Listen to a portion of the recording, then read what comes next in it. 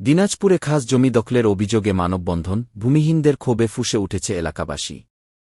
মেহেদী হাসান ফুয়াদ, দিনাজপুর জেলা প্রতিনিধি। ছবি চিত্র বিস্তারিত। দিনাজপুরের চিরিরবন্দর উপজেলার ৯ নং ভিয়াইল ইউনিয়নের মিশনপাড়া গ্রামের মুসলিম ও আদিবাসী সম্প্রদায়ের মানুষরা দীর্ঘদিন ধরে খাস জমি লিজ নিয়ে ঘের ও বসতবাড়ি তৈরি করে বসবাস করে আসছিল। তাদের অভিযোগ, ভূমিদস্যুদের দৌরাত্ম্যের শিকার হয়েছেন। তারা জানিয়েছেন, স্থানীয় অ্যাডভোকেট হায়দার ও তার ছোট ভাই ডাবলু নকল দলিল তৈরি করে লিজ পাওয়া পরিবারগুলোকে উচ্ছেদ করে জমি ও ঘের দখলের চেষ্টা চালাচ্ছেন।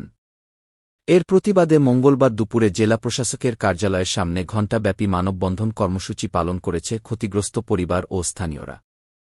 মানববন্ধনে বক্তারা বলেন, খাস জমি লিজপ্রাপ্ত প্রকৃত ভূমিহীনরা এখন দিশেহারা। অথচ নকল কাগজপত্র দেখিয়ে প্রভাবশালীরা তাদের জমি থেকে উচ্ছেদ করতে মরিয়া হয়ে উঠেছে।